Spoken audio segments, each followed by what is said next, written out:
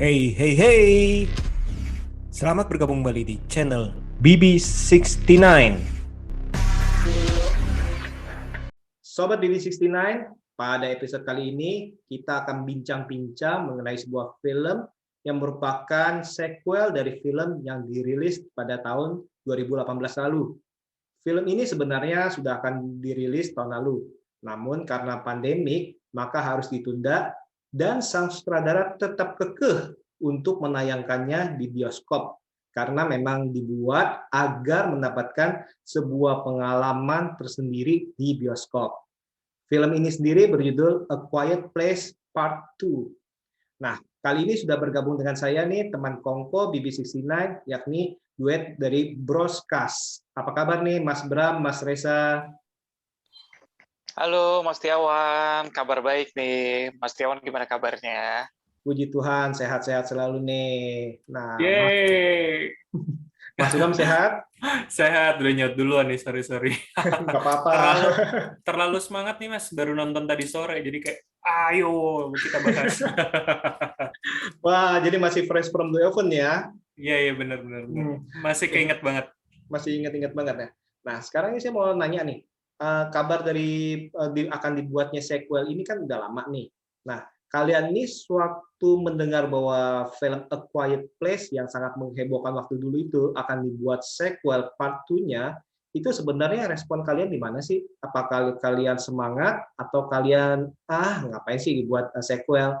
Nah, mulai dari Mas Bram dulu deh yang baru fresh nih. Kalau sebetulnya saya ingat kayak setahun yang lalu ya, kalau nggak salah, sebenarnya trailer keduanya kan keluar, dan buat saya secara pribadi sih saya semangat, tapi bukan yang semangat kayak misalkan nonton apa ya, kayak misalkan nonton Marvel? Hunger Game misalkan Hunger dulu. Games. Itu saya semangat banget waktu itu karena memang saya suka Katniss Everdeen. Tapi kali ini ya semangat aja biasa gitu loh. Apalagi kalau menurut saya mungkin kalau bisa kita bilang kan film-film duologi misalkan, kita kan belum tahu nih akan jadi trilogi apa enggak. Itu biasanya yang kedua kan agak zonk ya. Apalagi ini masih menceritakan yang sama, apakah masih akan sesempit soal keluarga itu atau enggak kan sebenarnya nggak jelas juga. Dan konfliknya sama. Jadi buat saya sih kayak biasa aja, apalagi dengan pandemi, ya udah lupa. Cuman memang karena sekarang hype-nya keluar, ternyata setelah nonton bagus. Kayak Hmm. bonus aja sih kalau saya gitu. Andaikan A Quiet Place ini diperankan oleh Emma Stone ya mungkin langsung ya. Ya sih, saya orangnya setergantung sama yang main sih, Mas. Oke, oke. Nah, kalau dari Mas Reza sendiri gimana Mas? Waktu pertama kali mendengar akan dibuat sequel, apakah semangat atau gimana? Sebenarnya semangat sih semangat, tapi bener yang nggak terlalu nunggu sih. Apalagi bener tahun lalu kan rencananya mereka mau tayang gitu ya 2020. Cuma di hold supaya ada pengalaman nonton di bioskop. Dan itu keputusan yang tepat, bener. Hmm. Karena ketika tadi saya nonton lagi, yang part satunya nonton dari TV gitu ya, aduh bener-bener kurang deh. Ini emang harusnya nonton di bioskop supaya senyapnya dapet gitu, tegangnya rame-rame dapet, dan emang harusnya lebih seru nonton rame-rame sih dibandingkan dengan sendiri gitu. Tapi setelah ini akhirnya tayang, ya bisa dibilang saya cukup puas sih dengan adanya part 2 ini gitu Mas. Oke, oke. Jadi cukup puas dan cukup menantikan ya. Kalau saya pribadi sih ya sama seperti kalian dalam arti oke, penasaran nih part 2-nya mau dibawa kemana nih? Apakah dibawa saya pikirnya awalnya apakah mau dibawa lebih banyak ke prequel-nya menceritakan apa cerita-cerita yang sebelum-sebelumnya ini gimana nih? Mereka ini kok selama kurang lebih 89 hari itu sejak kejadian yang di part 1 ya. Itu apa nih yang terjadi nih? Mereka itu kok tiba-tiba udah di situ aja tuh. Nah, saya pikir pikirannya seperti itu tuh, tapi ya saya nggak mau ekspektasi banyak-banyak karena seperti yang kalian tahu bahwa part 1-nya ini benar-benar mungkin bukan hanya bagi saya nih, tapi bagi banyak orang ini merupakan masterpiece nih dan bahkan mungkin diikuti oleh beberapa film horor yang sejenis lah seperti itu. Nah, sekarang nih yang part 2 kan otomatis kan mainnya di bioskop bukan di streaming ya. Nah, jadi kan ini kan masa-masa pandemik otomatis kan mempunyai resiko tersendiri nih kita nonton di bioskop. Tapi apa sih yang membuat kalian tetap ingin menonton film ini sampai bela-belain ke bioskop nih? Kalau dari Mas Reza gimana, Mas? Oke, saya mau cerita dulu, Mas. Ini saya nonton part 2 ini pemutaran pertama di hari pertama. Mantap, Jadi dari mantap. situ bisa dilihat seberapa excited-nya gitu ya. Kenapa milih nonton bioskop ya karena sensasinya akan beda gitu. Bahkan di pemutaran pertama tuh jam 11 siang ya, itu aja agak rame, bahkan hampir full gitu.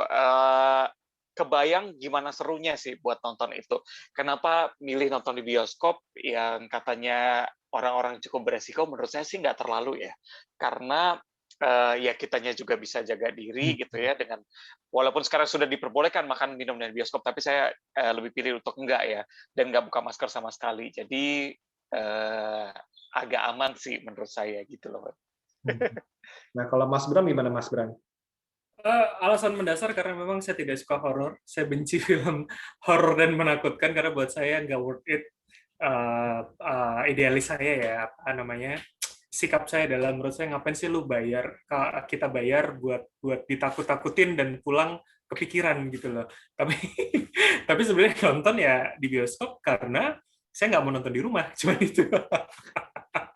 dan tapi worth it banget kalau saya bilang secara konten, secara kemudian hal yang saya dapat gitu loh. Bahkan kalau boleh saya bilang ketika tadi sore banget habis nonton itu saya beli popcorn tuh, karamelnya 21 kan enak tuh ya. Itu makan cuman kayak di 10 menit pertama kali pada saat yang adegan apa Ribut-ribut. yang naik mobil yang baru apa sih original story-nya lah dari si Quiet Place ini. Tapi setelah itu hening dan segala macam, dia kayak bingung makan nggak, nanti jangan ganggu orang lain gitu. Tapi ya gitu. Yang kedua memang menurut saya kayak apa ya, air terjun banget sih dari atas yang kita rame yang sehiruk pikuk itu tiba-tiba senyap tapi tetap tegang asli sih. Gila. Iya, benar sih. Berarti sebenarnya sih sama seperti kalian nih, saya ini nampak ingin merasakan sensasi di bioskop itu seperti apa, karena pasti berbeda. Walaupun ya tadi itu misalkan kalau saya sempat nonton ulang Quiet Place yang pertama itu, tapi saya pakai headphone supaya mendapatkan sensasi yang benar-benar dekat istilahnya. Karena kalau dari jauh otomatis suasana itu berbeda. Dan memang benar sih apa yang kita dapat di bioskop itu seperti sang sutradara bilang, ngotot ya itulah yang memang kita cari nih. Nah, emang benar nih kayak kata Mas Bram nih, kayak bukan Mas Bram aja sih, kayak kemarin itu pas saya nonton bioskop itu mereka itu sepertinya itu makan popcorn itu cuman pas awal-awal, setelah itu benar-benar nggak ada suara makanan sama sekali loh, beneran. Setakut itu ya Mas ya? Mungkin takut mengganggu atau takut istilahnya kok gue sendiri yang bunyi kriuk-kriuk gitu. Saya sendiri juga nggak beli makanan karena saya tanda kutip bukannya takut karena makannya, tapi saya takut aduh nanti kalau saya beli saya makan nggak Ganggu. bisa diliatin orang-orang nih. Atau kayak ini, HP kita tiba-tiba bunyi gitu loh, terus panik sendiri kan biasanya. Nah itu ada tuh kemarin tuh pas saya nonton tuh. Wah parah, itu Lagi silent tuh. harus dibully tuh. Nah itu dia tuh, bener sih. Bahkan getarannya pun kadang-kadang kita bunyi gerut-gerut. Nah itu kebayang aja tuh kalau misalkan kalau di film silent ini nih. Nah sekarang nih ngomong-ngomong soal silent nih, dalam arti seperti judulnya kita kan tahu nih A Quiet Place ya, yang otomatis jualannya itu adalah kesunyian, keheningan. Menurut kalian nih, apakah hal tersebut masih berhasil nggak sih di film sequel ini? Dan kenapa nih? Kalau dari Mas Bram gimana Mas Bram? Buat saya sih masih banget, karena buat saya even sebetulnya apa ya, kalau ibarat skor tuh misalkan yang kemarin 8, buat saya sekarang cuma 7,5 gitu ya. Tapi tetap secara scoring ini dapat banget. Kayak misalkan hening, bener-bener hening, tapi kita juga merasa takut gitu loh Mas. Saya nggak tahu apakah memang gimana musiknya dibuat sama si arrangernya atau musik direkturnya ya. Cuman saya tuh kayak terbawa suasana aja mengikuti gimana mereka setakut itu bersuara, apa ya, kayak nafas aja kan takut ibaratnya gitu ya. Nah saya merasakan ketakutan itu ketika di bioskop. Jadi kayak benar-benar saya juga ada di sana, atau misalkan saya ada di deket si Ebet loh rasanya, kayak gitu kalau saya. Jadi kalau bagi Mas Bram itu masih tetap bisa berhasil nih, dalam arti adegan keheningan-keheningan yang dipakai berulang dari film pertamanya diterapkan di sini nih tetap masih menjual ya, dan masih berhasil. Masih menjual, apalagi sebetulnya dengan judul yang sama, sebetulnya kalau menurut saya yang dijual memang itu kan. Artinya orang mencari kembali sensasi yang lama. Ya, kita tahu satu boom banget dan membuat tren bahwa horor thriller itu nggak perlu tiba-tiba muncul, Oh, betul. tiba-tiba suara, tiba-tiba hening aja bisa loh membuat kita semua takut. Dan di kedua diulang dan menurut saya masih berhasil sih menjadi signature kali ya. Kalau saya bilang dari sebuah Quiet Place Universe, kayak Hmm. Marvel. Nah, kalau Mas Reza setuju nggak Mas Reza dengan pendapat dari Mas Bram?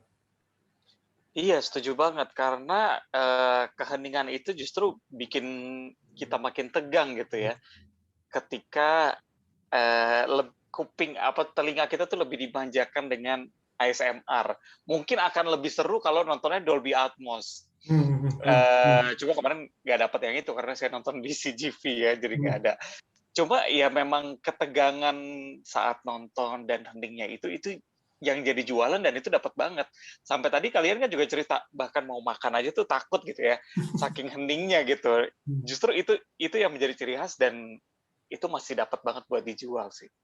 Kira-kira kenapa ya kalau ada orang bosen ya? Dalam arti kemarin itu saya nonton itu ada 2 orang itu ngecek HP terus. Main HP Mungkin bukan belum ngecek nonton loh. yang pertama. Mungkin belum nonton yang pertama. Atau dia cuma Lagi ngikutin berantem, hype. lagi Betul. berantem sama pasangan mungkin. Atau lagi dicariin sama kantor karena WFH cuma kabur ke bioskop gitu. Tapi buat mereka yang nonton harusnya sih akan tetap fokus sih buat nonton film ini karena segitu tidak bisa mengalihkan perhatiannya sih. Atau itu cuma buat ini IG story, foto tiketnya biar kelihatan hype di teman-temannya. Enggak, ini udah di pertengahan loh, yang udah sunyi, bukan yang pas meledak-meledak, bukan. Tapi ini yang benar-benar udah sunyi, jadi sesekali kayaknya seringkali mereka itu ngeliatin handphone gitu.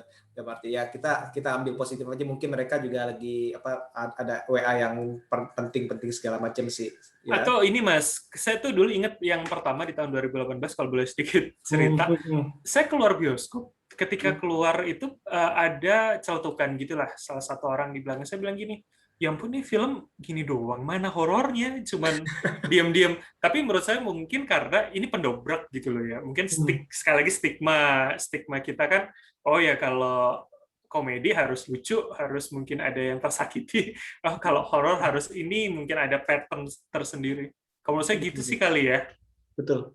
Mungkin itu mungkin ya tadi itu mungkin apakah mereka kalau mereka emang bosan, mungkin mereka yang pertama itu memang belum nonton, atau mereka itu ya tadi itu mengikuti hype aja. Karena kalau misalkan kalau kita udah menonton yang pertama, kita pasti akan menduga kira-kira kita akan disajikan apa nih, kurang lebih kesunyian segala macam. Dan yang tadi itu mungkin kesimpulannya itu mereka itu baru pertama kali nonton dan mereka itu menyukai genre horor yang mungkin yang berbeda, mungkin yang tipe-tipe Conjuring atau tipe-tipe yang ngagetin, jump scare banyak sekali, atau musiknya istilah yang naik turun, istilah mungkin seperti itu kali ya. Oke, oke.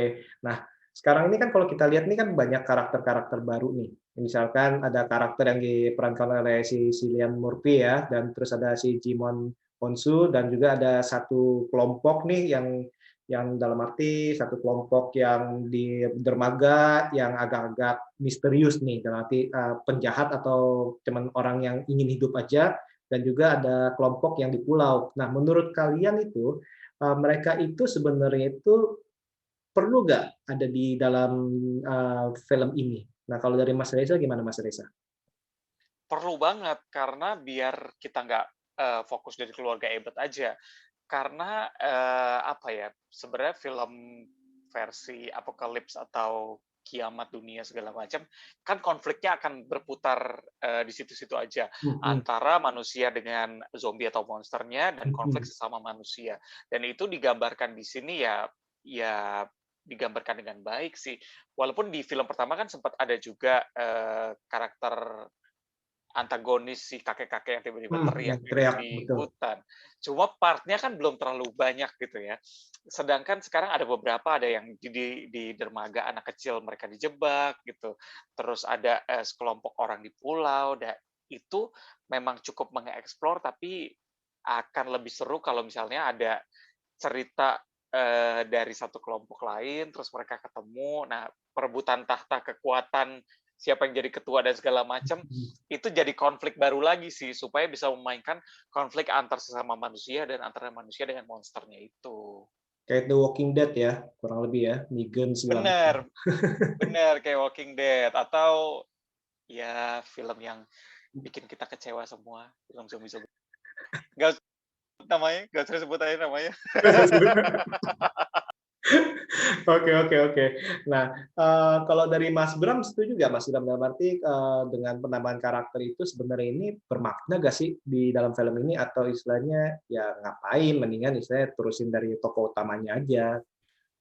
Perlu sih Mas, karena menurut saya yang kemarin ketika meninggalnya si Mr. Abbott selaku bapak, itu cukup menyelesaikan konflik, bukan konflik ya, cerita internal mereka sih harusnya.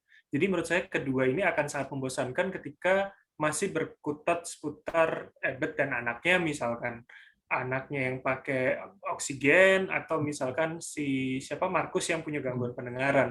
Jadi tapi ini buat saya secara personal agak mengecewakan, karena buat saya tidak terlalu jelas.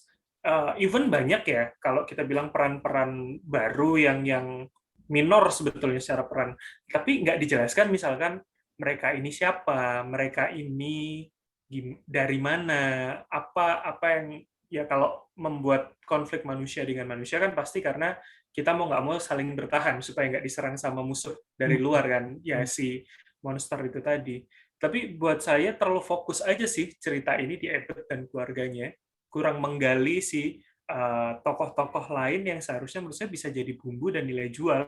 Jadi rasanya menurut saya naik turunnya itu betul-betul rasa apa ya, keterwakilan dari keluarga Abbott yang kita rasakan. Tapi kita nggak tahu konflik, misalkan ya kayak selalu kita omongin lah, orang jahat itu orang baik yang tersakiti. Kita nggak tahu kan mereka jahatnya karena misalkan ternyata keluarganya yang sakit jadi butuh obat, jadi rebutan misalkan. Itu mungkin akan jadi lebih, wah iya tuh betul tuh ya gitu. Sebagai fans ya pengennya gitu sih. Benar, kayak yang kita tahu nih, kayak si Emmet aja kan, kita kan cuman istilahnya cuma dikasih tahu dia ini karakter abu-abu nih. Kita nggak tahu nih kenapa dia istrinya mayatnya itu masih disimpan tuh. Kita kan masih tanda tanya. Malah awal itu kita berpikir apa dibunuh nih karena dia berisik kesakitan, jadi istilahnya dibekep apa segala macam, kan kita nggak tahu tuh, karena dia sempat ngomongnya ini istri saya kesakitan terus sih sehingga kita harus kemari nih. Tapi kan kita nggak tahu tuh apakah cara matinya gimana. Apakah benar dia mati sakit begitu aja atau kenapa, dan misalnya mengapa mayatnya itu tidak istilahnya dikuburin, atau istilahnya istilahnya dikubur diperlakukan selayaknya lah ya. Atau karena dia saking sayangnya dan anaknya mungkin hilang kan, anaknya mungkin meninggalnya karena hilang oleh monster itu. Terus tadi itu saya setuju sih sama Mas Bram sama Mas Reza mengenai saya ya. Tadi itu, kenapa nih tokoh-tokohnya ini belum dikasih background atau istilahnya dikasih latar belakang, setidaknya bocoran lah, kayak orang dermaga, sebenarnya mereka ngapain tuh ngikat si Emmet-nya itu, apakah dijadikan umpan atau apa nih, kenapa nih, kok cuman dia kan nggak bersalah, berarti kenapa nih kok diikat-ikat, mau ngapain, umpanin buat apa, istilahnya kan itu kan tanda tanya tuh. Apakah mau dimakan karena jadi kanibal, kekurangan makanan, nah itu kan masih tanda tanya. Terus kayak misalkan kayak yang di pulau tuh, di pulau kenapa nih nanggung banget nih, kok pakai rahasia, pakai kode-kode lagu. Nah, kalau menurut kalian gimana nih, kenapa nih kok si yang punya pulau itu kasih kode doang nih? Kalau Mas Reza gimana Mas Reza? Ini tipikal apa namanya, lagi-lagi post apocalypse movie ya begitu, karena kalau mereka secara gamblang mereka menjelaskan posisi di mana dan segala macam, takut diserang semuanya datang, nanti apa namanya, sumber kehidupan, makanan, minuman, air dan segala macam akan diambil, apalagi mereka juga ada listrik di situ kan, gitu. Jadi lebih baik menggunakan kode, ya orang yang paham mereka akan datang sendiri. Gitu. Kalau gitu, kalau menurut saya sih buat apa sih dikasih kode sekalian? Mereka kan udah nyaman di situ. Kalau Mas Bram gimana Mas Bram? Kalau menurut saya ini sih ini emang disetting untuk nggak panjang sequelnya kalau menurut saya, karena kalau sekali lagi kita melihat banyak universe yang melakukan sequel, seharusnya mereka sangat bisa menyimpan cerita dari orang-orang lain selain tokoh utama kan. Artinya Betul. seharusnya orang yang ada di pulau itu mungkin bisa menjadi kuncian lain untuk cerita-cerita berikutnya, atau misalkan mau bikin spin-off, mau bikin seriesnya mungkin di Paramount Plus ya, sorry namanya lupa. Paramount Plus. Paramount Plus kayak gitu. Jadi menurut saya sepertinya memang mungkin akan diselesaikan di 2 aja, nggak akan terlalu banyak, karena mau pengembangan cerita dari mana lagi ketika kentang banget tanpa ada bukan original story ya, atau misalkan sedikit aja mereka dari mana, kenapa mereka melakukan itu. Walaupun saya setuju juga dengan Reza, post apocalypse membuat manusia kan kayak harus bertahan hidup seadanya lah, dan sangat mungkin banget melakukan itu supaya nggak diserang lagi. Nah, ini justru nih sempat kepikiran nih pas awal mereka kasih yang dewan itu, saya pikir itu akan lebih perpanjang nih supaya ngasih tahu nih gimana nih kesusahan ini supaya nanti relate nih dengan perkataan si Emmet bahwa orang-orang yang istilahnya yang bertahan itu nggak patut atau nggak layak untuk diselamatkan. Nah, saya mau tahu nih apa yang terjadi nih karena selama satu film ini nih nggak dikasih lihat, yang dikasih lihatnya yang itu doang ditangkap tapi motivasinya nggak ada, dan saya nggak tahu buat apa mereka diikat si Emmetnya itu, diumpanin ke itu segala macam. Itu sih saya sih berharap sih sebenarnya sih mencari tahu saya pengembangan karakter dari yang apalagi yang suku itu tuh yang di dermaga sih, itu penasaran sih. Nah sekarang kenapa Mas Bram? Tapi boleh tahu nggak kalau menurut Mas Setiawan sendiri itu better dilanjutkan sebagai cerita untuk mengetahui perannya mereka, atau misalkan motivasi di baliknya itu, atau cukup sekian aja? Karena ini udah dibuat yang part 2-nya ya cukup sekian sih. Artinya harusnya itu ya mungkin menurut saya sih kekurangan durasi sih. Apalagi durasi 90 menit itu kan kita disuguhkan kalau si Zack Snyder kan habis karena slow motion. Nah, kalau ini habis karena benar-benar bergerak secara pelan-pelan, bukan di slow motion tapi dia emang geraknya pelan-pelan. Nah, itu durasinya itu habis kan karena itu tuh. Dia harus bergerak ngambilnya segala macam pelan-pelan. Nah, itu mungkin durasinya harusnya sih kalau bagi saya sih harus ditambah sih sebenarnya sih. Seperti itu. Kalau Mas Reza gimana Mas? Menurut Mas? Benar, 4 jam kita sudah terlatih untuk nonton film 4 jam ya. Setelah Justice League. Jadi mau sepanjang itu, that's okay, gak apa-apa. Asal ceritanya bagus dan sempurna, kita sanggupin. Kayak mini seri lah ya, seperti itu ya. Berarti hashtag-nya apa? Restore Krasinski Cut gitu ya. Benar, 1,5 jam kurang banget sih. 90 menit sekian itu kan, 90 sekian. Emang kurang banget. Kalau dibikin sampai 2 jam mungkin iya. Cuma lagi-lagi mungkin mereka berpikir ketika durasinya akan lebih panjang, apakah intensitasnya akan sebagus itu. Apalagi kita juga ibaratnya dimanjakan dengan keheningan tadi. Apakah penonton masih akan cukup bertahan, nggak ngecek-ngecek HP selama 2 jam gitu? Mungkin pertimbangannya dari situ sih, untuk meringkaskan cerita-cerita itu tadi. Nah, ini sih lucu juga nih kalau yang di film part 2 ini, jadi yang dibuka dengan keberisikan, tengah-tengahnya keheningan, endingnya berisik lagi ya. Bener kan? Berisik, tapi cuman akhirnya itu baru jadi diam lagi. Nah, sekarang kan kalau film itu kan nggak mungkin lepas dari kelebihan atau kekurangan nih. Nah, coba kalau kita ngomongin nih masing-masing, kita bicara mengenai kelebihan nih. Mulai dari Mas Reza, kelebihannya yang pertama apa nih, Mas? Kelebihannya catatan saya nih. Emily Blunt memerankan ini dengan baik sih. Walaupun kelihatannya actingnya effortless ya, kayak nggak ngapa-ngapain, duduk diem, begini doang gitu-gitu loh.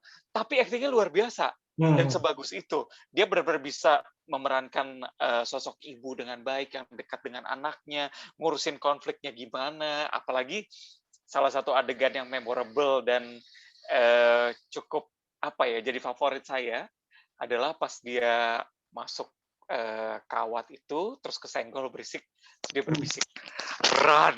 Wah, itu keren banget di situ.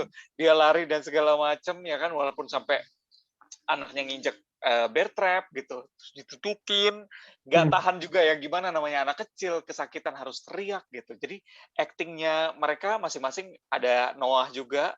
Noah tuh saya sempat lihat dia di Ford versus Ferrari, ada juga di apa namanya Wonder ya. Dia aktingnya juga udah keren banget gitu. Jadi cocok banget pemilihan karakter dan masing-masing dari karakter ini sama kuatnya gitu. Kalau menurutku di situ. Saya setuju. Berarti kita merasa ini aktingnya cuma kayak gitu, tapi kita lihat gestur tubuhnya di mana dia istilahnya dengan gerakan benar-benar perlahan-lahan, tapi mimik bahasa tubuhnya itu seolah-olah ya ada sesuatu yang berbahaya nih kalau dia bergerak dengan gegabah. Dan itu saya setuju sih, setiap aktor atau aktris di film ini menurut saya sih cukup oke tuh, apalagi keluarga dari mereka nih, keluarga Abbott ya. Nah kalau dari Mas Bram gimana Mas Bram? Sama sih Mas. Tapi poin yang saya highlight adalah soal emosional yang dibangun dan saya rasakan ya. Artinya betul kayak tadi, kemudian pengembangan karakter dari Abbott yang begitu membela keluarganya, yang begitu mau nggak mau dia harus cari makan, cari obat untuk keluarga yang keliling kota, walaupun dengan harus mengendap-endap. Dan kemudian kalau menurut saya ini sih, nggak tahu ya, bahasa saya itu kayak masih terasa buat kita ada trauma yang dibawa Abbott dan anak-anaknya dari yang pertama. Jadi rasanya ini tuh benar-benar really sequel kalau menurut saya.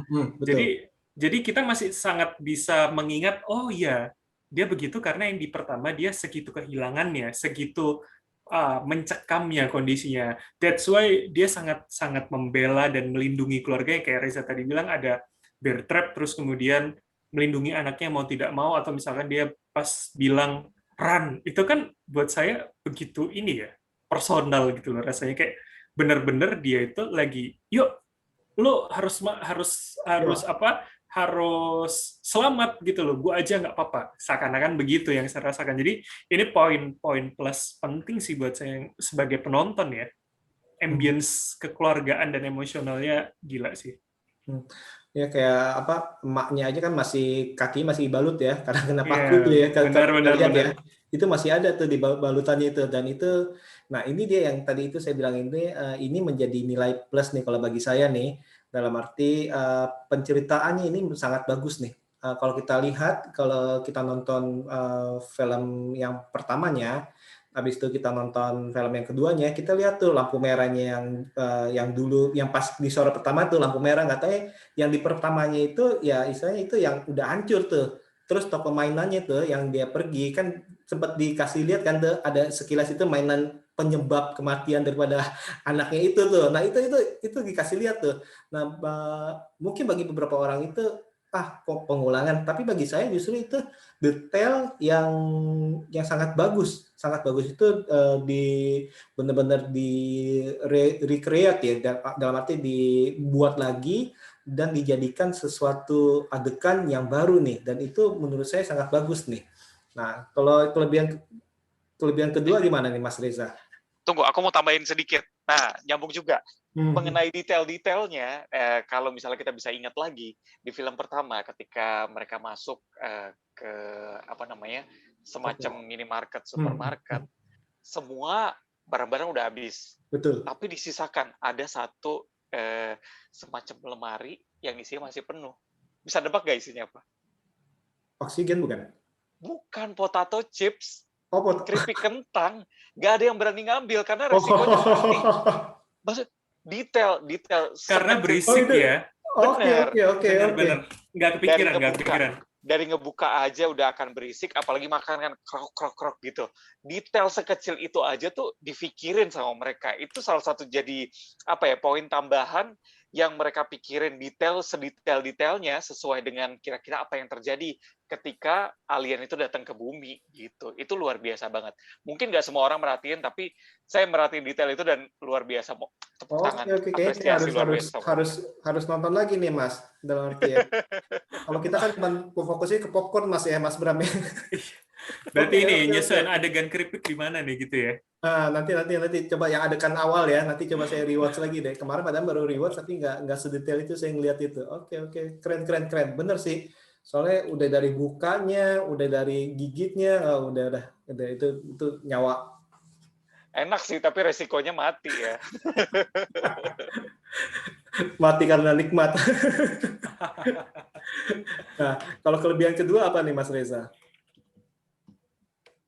Iya, itu detail-detail Oh, tadi detail sih. itunya, oke. Detailnya tuh luar biasa.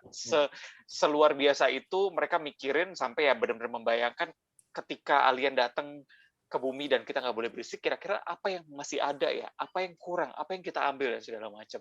Itu sih. Mungkin kalau saya yang bikin, ya saya nggak kepikiran, udah adegan minimarket ya kosong-kosong aja semua habis gitu. Kita nggak terbayangkan bahwa oke, orang-orang nggak akan ngambil potato chips nih, akan ada sebanyak itu di sana gitu loh. Nah, Mas Reza ngomong kayak gini, saya jadi mikir loh Mas, ini mohon maaf nih ya, gimana kalau orang buang gas ya? Nah, saya juga kepikiran itu, kalau lagi bersin gitu ya, bersin Hmm. atau kentut gitu ya, gimana ya? Harus nyari air terjun kayaknya Mas, harus di tempat air terjun di Bener-bener, atau di daerah sungai sungai, yang harusnya seperti yang bapaknya deras. ngajarin kali itu. Nah, kalau dari Mas Bram apa nih Mas Bram, kelebihan lainnya? Scoring musik kali Mas, kalau buat saya Mas. Setuju. Ya itu ketika hening itu saya masih berasa takut. Berarti kan artinya mungkin ada musik yang diselipkan sama mereka as a music director maybe atau arrangernya yang secara tidak sadar kita dengarkan dan bikin kita tetap ada apa nih? Jadi menurut saya kalau kita bisa terkejut karena ada sesuatu muncul mendadak atau jump scare begitu, kali ini ya karena sedek-dekan itu juga nunggu ada di mana ini siapa. Nah itu kan scoring musiknya benar-benar sangat mendukung kalau menurut saya ya. Nah itu menjadi kelebihan tersendiri dan mungkin akan jadi trademarknya Quiet Place kali ya, sama kayak misalkan kalau ingat gerakan atau ini Matrix misalkan gimana dia menghindar dari peluru misalkan. Nah itu kan jadi trademarknya Matrix misalkan. Nah itu menurut saya masalah scoring, masalah keheningan itu akan jadi orang top of mind-nya pasti Quiet Place gitu. Saya setuju tuh. Itu scoringnya juga benar-benar benar-benar nggak bisa diabaikan juga sih. Apalagi ditambah dengan tata kameranya, pengambilan suara, pengambilan gambarnya, terus tata suaranya, spesial efek suaranya itu benar-benar detail sekali sih. Nah, selain itu kalau saya sih melihat ini penggambaran karakternya itu masih relate nih di yang pertama nih kayak si Marcus. Marcus itu kalau kita ingat itu pas pertama kali diajak sama ayahnya untuk istilahnya pergi di tanda kutip dilatih untuk bertahan diri, dia kan ketakutan tuh, ingat gak pas ibunya bilang dia ketakutan, dia bilang ibu jangan biarkan saya pergi sama ayah nih, tapi ibunya malah bilang nah Bapak udah kamu itu jangan takut, kamu tenang, ini ayah kamu sedang mengajari kamu nih, mengajari kami untuk bertahan diri, selain itu juga supaya nanti kamu menjadi pelindung saya di saat saya tua nih. Ternyata di endingnya itu kita lihat bahwa si Marcus itu akhirnya beneran jadi pelindung ibunya tuh yang diadakan di puncaknya. Nah ini nih kalau kita rewatch ini makin kita oh iya ini istilahnya hebat juga nih dihubung-hubungin nih. Terus dari si Regan juga kan yang pertama kan dia juga ingin berusaha untuk mencari tahu istilahnya menjadi istilahnya seperti ayahnya, ingin tahu lah istilahnya sepintar ayahnya segala macam, dan akhirnya itu ternyata dia yang melanjutkan tanda kutip penelitian ayahnya nih yang sampai membuahkan hasil. Nah ini sih menurut saya sih ini salah satu yang bagus sih, karakternya itu benar-benar dibangun nih dan nyambung istilahnya seperti itu. Nah sekarang ini selain itu kita lihat kan di film ini ada adegan dibagi menjadi tiga dipecah nih. Fokus kita menjadi tiga perjalanan. Yang pertama perjalanan sang ibu, kedua perjalanan si Regan sama si Emmet ya pamannya ya. Yang ketiga itu si Marcus melindungi adiknya. Menurut kalian ini keputusan yang tepat nggak untuk dibuat tiga cerita ini? Kalau Mas Reza gimana Mas Reza? Iya, pas banget sih, karena masing-masing akan ada konfliknya tersendiri, dan itu yang akan membangun ceritanya semakin kuat sih. Gitu. Karena mereka juga punya tantangan kan, bagaimana ya, walaupun tantangannya tetap satu ya, nggak boleh berisik gitu, untuk menghindari monsternya datang. Cuma kan bagaimana monsternya datang dan cara mereka menghandle-nya itu yang jadi kekuatan. Ketika di film pertama kan juga seperti itu, mereka terpecah, bahkan jadi 4 ya. Ibunya mau melahirkan di rumah, ayahnya keluar berdua sampai akhirnya mereka terpisah gitu setelah anaknya dipaksa untuk pasang kembang api begitu ya, sampai adik perempuannya balik lagi ke ibaratnya kuburan adiknya untuk ngasih si mainannya itu. Itulah mereka terpecah keempat sampai akhirnya mereka gabung lagi gitu. Dan cerita seperti itu ternyata masih cukup menarik di film kedua, bahkan mereka eksplor lebih dalam. Kalau kemarin kan emang tetap akan fokus kepada kedua orang tuanya, walaupun anak-anaknya juga mereka terpisah, tapi masing-masing partnya nggak terlalu besar lah. Kalau ini dibagi 3 dan 3-3-nya benar-benar punya partnya masing-masing. Betul. Rata ya, mereka kasih spotlight-nya ya. Nah, kalau dari Mas Bram, mendingan dibagi 3 apa istilahnya mendingan satu ruangan, misalnya yang lebih tegang gitu? Plus minus sih Mas, kalau dibagi 3 itu menurut saya, karena memang benar kayak kata Reza, itu terbagi dan kita akan jadi lebih banyak ya explanatorinya masing-masing. Jadi elaborasi ceritanya akan lebih padat. Kita mengenal Markus, kita mengenal siapa? Si anak Regan, terus kemudian si ibunya. Nah, tapi minusnya adalah yaitu akhirnya hanya berfokus pada mereka sekeluarga kayak yang kita bilang di awal tadi. Jadi ini akan sangat kurang bagaimana penceritaan dari tokoh-tokoh pendukungnya, walaupun sebetulnya memang mau tidak mau kan kita memang fokus sama keluarga Abbott gitu loh. Tapi menurut saya ini karena sequel harusnya lebih banyak dan lebih luas lagi secara jalan cerita ya. Gitu sih. Oke. Nah, kelebihan pasti nggak bisa lepas dari kekurangan nih. Menurut Mas Bram, kekurangan apa nih? Ada puzzle dari story yang menurut saya sama dengan yang pertama.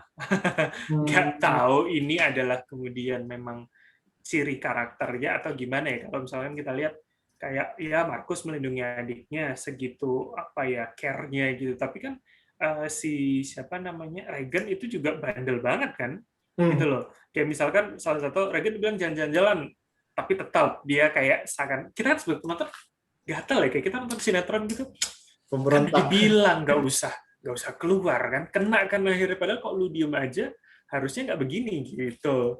Nah menurut saya itu kan diulang gitu loh. Tapi kalau kemudian itu disebutkan sebagai penguatan karakter sih iya, cuman kayaknya kok akhirnya menjadi lemah secara plot kalau itu dijadikan dijadikan konflik gitu loh. Jadi kita kayak udah kebaca abis konflik nanti turunnya gimana nih. Itu sih kekurangannya menurut saya Mas. Jadi istilahnya konfliknya kurang lebih ini masih ketebak ya, dan istilahnya nggak ada sesuatu yang baru, nggak ada sesuatu yang mengejutkan ya. Betul. Nah, kalau Mas Reza, menurut Mas Reza ada kekurangan nggak film ini? Jadi agak kurang explore soal monsternya sih. Itu beneran. Itu poin kedua gue ambil. Gue penasaran aja. Pertama saya. Udah diambil duluan. Penasaran gak sih gimana cara dia bisa bertahan hidup secara setahun lebih gitu ya di bumi itu, kan mereka hari ke-400 sekian itu kan di akhir-akhir ya. Lebih dari setahun, bagaimana cara mereka bisa bertahan di bumi? Mereka makan apa gitu? Kalau manusia nggak bisa menghirup oksigen di luar planet bumi gitu, dan bagaimana cara mereka bisa beradaptasi? Apakah mereka berevolusi supaya mereka jadi bisa lebih kuat lagi dan segala macam? Itu seru kalau bisa dieksplor lagi. Sayangnya sih mereka ternyata pelan-pelan untuk eksplorasi monsternya itu gitu sih. Nah, ini sebenarnya berhubungan dengan yang poin pertama yang sebenarnya saya ingin sebutkan, itu adalah makhluknya itu tidak ada kemampuan baru yang mengejutkan sih kalau menurut saya sih. Justru adanya itu kelemahan yang dipergunakan berulang-ulang kali, sehingga menurut saya itu mengurangi ketegangan. Karena kita tahu, kalau yang pertama kan kita, aduh ini makhluk nih, gimana cara kita ngebunuhnya, gimana kita bisa hidup nih, dalam arti kan, apalagi jatuh piring dikit aja udah ketakutan segala macam. Bahkan yang kalau kita nonton lagi itu tikus tanah gitu lagi jalan aja tiba-tiba bisa disabet sama monsternya. Nah kalau di sini ini ya tadi itu tidak ada kemampuan baru atau istilah monster baru nih, tadi Mas Reza bilang itu entah itu bermutasi secara cepat kan, mungkin kena udara bumi, istilahnya kena panas bumi segala macam kan beradaptasi, akhirnya itu menjadi sesuatu yang baru nih. Karena ini kan berbeda nih. Atau apakah monster ini cuma satu macam doang atau banyak macamnya nih, dalam arti entah itu datang ini kan kayak kalau kayak semut atau kayak tawon kan ada semut pekerja, ada semut apalah istilahnya satria segala macam itu ya, dan ada ratunya. Nah, kita masih bingung nih seperti itu sih. Dan akhirnya itu ini berhubungan dengan karena tidak ada kemampuan baru dari makhluk ini, jadi ketegangannya itu bagi saya ini tidak setegang yang pertama. Bukan karena nggak tegang, tapi karena kita udah tahu, oh ya udah ini kayak gini, tapi dia ada alat ini, tenang aja, istilahnya selamat kok istilahnya. Mungkin kalau saya sih seperti itu sih. Nah, Tapi Mas Teon, kalau boleh nanya balik nih Mas, Mas dapat poinnya nggak sih sebetulnya tujuan dia datang ke bumi apa? Saya kok belum, itu nggak. jadi buat saya buat ganjalan pribadi ya, maksudnya Hmm. udah 2 sequel kita nunggu ini postpone setahun, tapi saya nggak menemukan loh poin apa dia mau ke bumi nyari apa, apakah dia cuma sekedar tersesat atau lebih keren lagi yang Mas bilang ada ratunya jangan-jangan yang nunggu buat turun.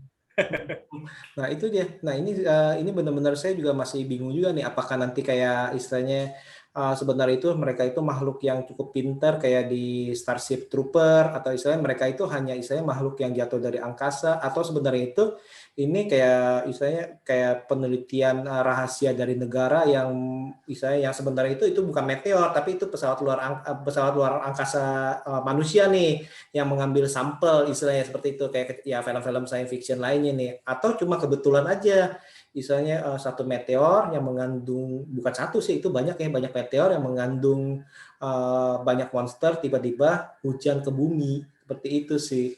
Atau kayak ini ya, filmnya siapa? Tom Cruise loh, War of the War Worlds of ya, the World. film. Yang akhirnya itu cuma invasi aja.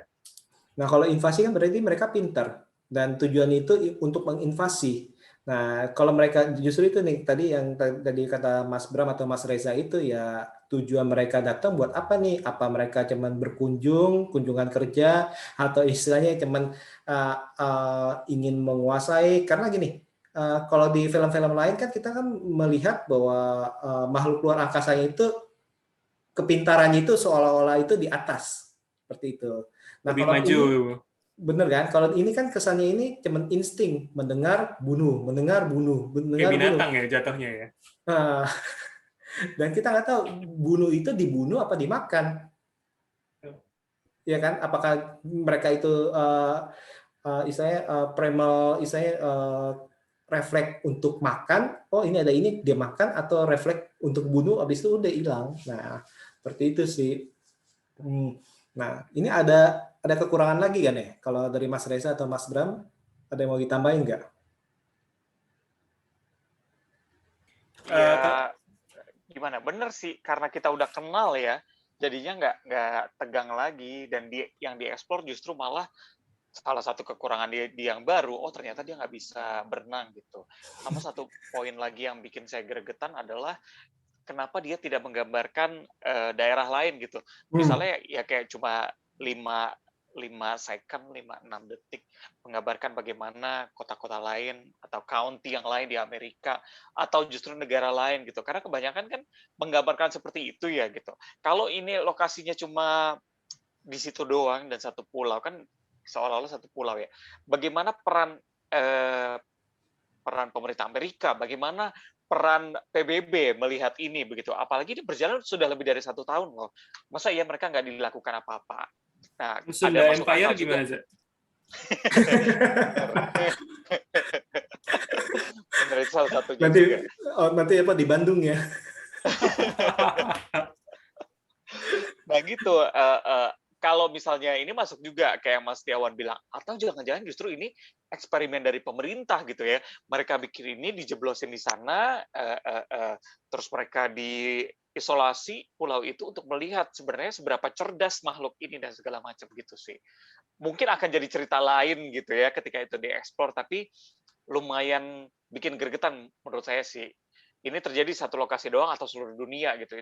Kita patut tahu soal itu sih. Setuju. Ini sih yang cukup disayangkan nih. Nah, kalau dari Mas Bram ada kekurangan lain nggak, Mas Bram? Enggak sih Mas, poin pentingnya sih buat saya yang ganjel ya cuman itu, apa tujuan dia datang ke bumi. Tapi Hmm. tadi poinnya kan udah diambil Reza. Oh, ini udah diambil. Oke, oke, oke. Soalnya tadi siang buat contekannya barengan sih. Oke, nah memang sih nampak walaupun banyak kekurangan istilahnya ataupun kita lihat kelebihan, kalian sebenarnya puas gak nih untuk film ini? Kalau dari Mas Bram gimana Mas Bram? Puas sih Mas, puas artinya menurut saya ini menjadi sequel yang cukup berhasil.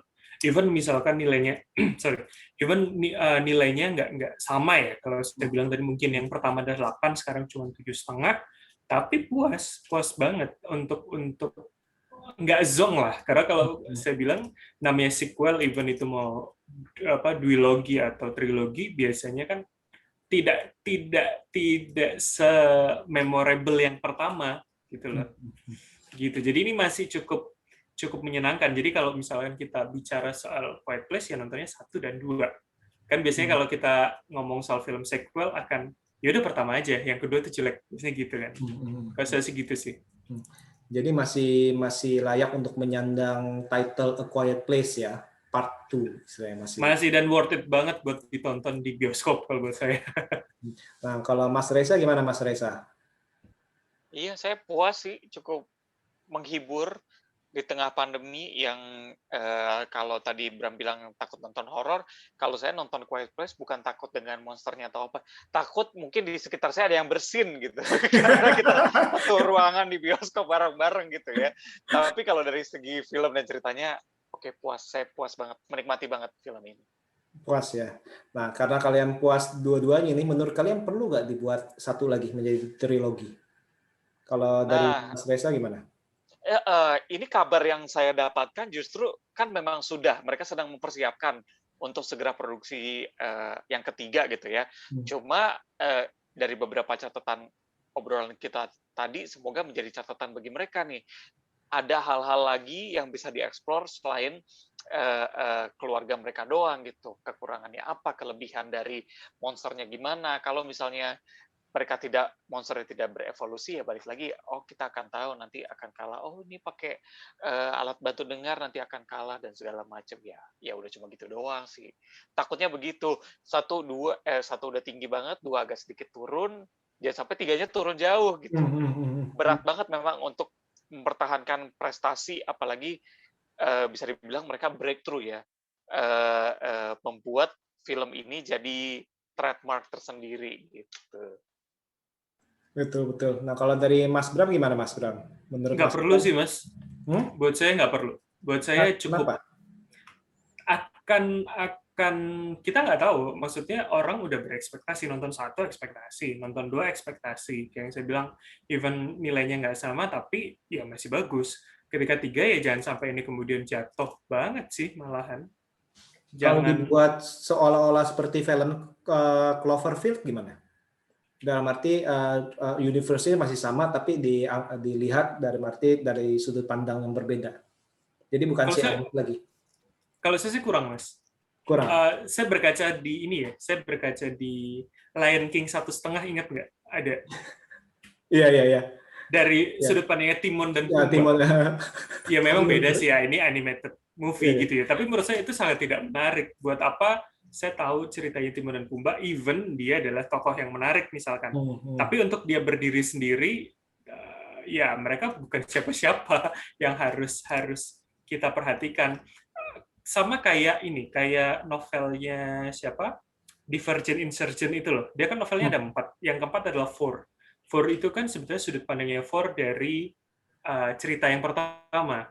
Dan akhirnya memang tidak diangkat kan ke triloginya Divergent gitu loh. Menurut saya itu tepat banget. Karena perbedaan sudut pandang itu mungkin tidak terlalu populer ya, mungkin segmented iya. Gitu sih Mas. Jadi menurut saya kayaknya cukup deh, kerennya di situ aja, nggak perlu dilanjutin jauh-jauh lagi. Nggak perlu lagi, maksudnya kayak misalkan kayak Jason Bourne kan ada Bourne Legacy itu. Iya, itu aja nggak perlu ya. Bourne aja menurut saya juga membosankan sih jatuhnya. Oh, Gini, aku mau tambahin sedikit ya, tapi melihat apa yang dilakukan Paramount di Paramount Plus dengan membuat The Patrick Star Show, nah ini sepertinya ada kemungkinan nih bahwa mereka akan mengikuti tren dari karakter utama segala macam diambil, walaupun fansnya SpongeBob ya agak melenceng sedikit. Fansnya SpongeBob marah banget ketika Patrick Star dibikin show sendiri, dan itu sepertinya nggak akan menjual ketika dia tidak bersama dengan SpongeBob gitu. Tapi strateginya Paramount ini mungkin dipikir akan cuan gitu. Nah, melihat A Quiet Place ini ada di bawahnya Paramount, ya bisa jadi takutnya. mungkin mereka akan membuat versi point of view yang berbeda, baik itu dari part 3-nya nanti atau justru dibikin series sih. Nah kan hampir sama kan kayak The Walking Dead sama Fear of the Walking Dead kan. Nah itu kan maksudnya kan bisa ada yang senang, ada yang enggak. Nah kan, tadi kan Mas Reza sendiri, kenapa nih enggak misalnya cuman di daerah situ aja? Kenapa nggak diceritain misalnya di New York City atau di Asia, atau misalkan supaya mengambil pangsa pasar besar itu di China istilahnya gitu, atau di Hong Kong. Nah maksud saya itu menurut saya kalau saya pribadi sih misalkan kalau diambil kayak gitu, itu mungkin saya malah lebih oke nih kalau gitu nih, versinya gimana nih kalau ini, apakah masih benar-benar quietnya seperti versinya si Abbott Family, atau quietan yang berbeda nih jenisnya nih, mungkin masuk ke benua lain, berbeda monster diutusnya mungkin. Tapi ya kalau saya pribadi, misalnya kalau ditanya apakah perlu trilogi, saya pribadi bilang jangan. Nah, saya bilang sama kayak Mas Bram, kayaknya enough sih mungkin ya. Tapi saya nggak tahu nanti suatu saat kalau saya keluar yang ketiga, saya penasaran, mungkin saya ini akan mencabut omongan saya kali ini nih, mungkin. Atau Tapi jangan-jangan benar nanti Mas, akan lebih seru ketika ada point of view yang berbeda, tapi menggunakan timeline waktu yang pertama gitu. Gimana cara mereka bertahan? Balik lagi, kita masih ada loophole nih antara day 1 dengan day 89 gitu ya. Ini masih kosong. Gimana cara manusia ini bisa beradaptasi? Mereka cari tahu dan bapaknya bikin catatan banyak bahwa oke, ternyata monsternya ini tidak bisa melihat. Ternyata kekurangannya masih belum tahu dan segala macam. Bahkan kan di situ banyak tempelan artikel dari koran dan segala macam. Nah, perkembangan itu akan lebih seru kalau misalnya kita dapat point of view yang berbeda gitu. Itu menarik sih. capek nggak sih lo mencoba ada missing point gitu, tapi seakan-akan dipaksakan buat diisi. Kalau gue sih capek ya, kayak apa sih kalau orang Jawa bilang tuh gaduh, no, apa sih bahasa Indonesia? Kayak sengaja buat nyantolin gitu loh. Iya, tapi ketika settingnya berbeda, lokasinya berbeda, permainan berbeda, justru akan jadi ada kejutan-kejutan baru yang kita nggak pernah bayangkan gitu ya. Terus mereka akan get di satu movie yang kelima atau keenam gitu kali ya. Iya. Dari survival ini. Iya gitu. Jadi ya jadi standar film post apokalips sih. Iya emang. Nah ini ngomongin kayak gini nih, saya baru keinget nih salah satu yang saya mengganjal di hati itu yang pas adegan pertama itu di mana si Lee bersembunyi di toko ya, dalam arti yang rame-rame tuh, dalam arti tiba-tiba kan telepon bunyi, kok dia bisa tahu tuh isanya, atau isanya tiba-tiba dia tahu jam bersuara kan agak bingung nih kalau saya nih, dia tahu dia jam bersuara itu dari mana. Karena pas waktu kejadian itu terlalu cepat itu, dia itu kayaknya masih belum ngeh bahwa dengan suara. Nah itu sih kalau menurut saya sih, itu benar-benar jadi ganjilan saya tuh. Untung ingat sih saya nih. Iya, benar. Itu kan masih hari pertama ketika mereka turun ke bumi itu kan. Tapi kok tiba-tiba udah explore. Nah, cara mereka explore dan beradaptasi gitu. Dari mana sih dapat ide mereka taruh pasir dulu supaya nggak berisik dan segala macam. Itu tuh belum dieksplor. Nah, itu agak akan seru kalau misalnya ya settingannya beda gitu misalnya. Dan memang harus settingannya beda karena anak-anaknya udah gede semua. Kalau settingannya sama itu susah tuh. Dibikin prequel itu benar-benar susah. Harus dengan orang yang berbeda sih, seperti itu sih. Emang menarik sih, ini benar-benar film yang seharusnya nih bisa menarik. Cuman saya nggak tahu nih kalau misalkan kalau dibikin misalnya spin-off segala macam tanpa quietnya, dengan misalnya action kayak science fiction segala macam, itu kan nggak tahu gitu, itu untuk penjual mungkin ya, untuk menggait orang-orang yang nggak suka keheningan seperti itu. Tapi Han Solo aja berhasil loh Mas, Han Solo-nya Star Wars. Berhasil. Ini ngomong nyindir apa ngomong beneran? Ya, gitulah. Baiklah. Aduh, oke. Ini kita kayaknya udah ngomong panjang lebar nih dari istilahnya segala kesukaannya atau istilahnya kekurangannya, bahkan kita udah berteori-teori andaikan nih. Ini benar-benar seru nih hari ini nih berbicara dengan Mas Reza dan Mas Bram nih dari Broadcast nih. Ini sekali lagi terima kasih loh untuk kalian mampir ke BB69 Channel. Siap, Sama-sama, terima kasih dari terima undang.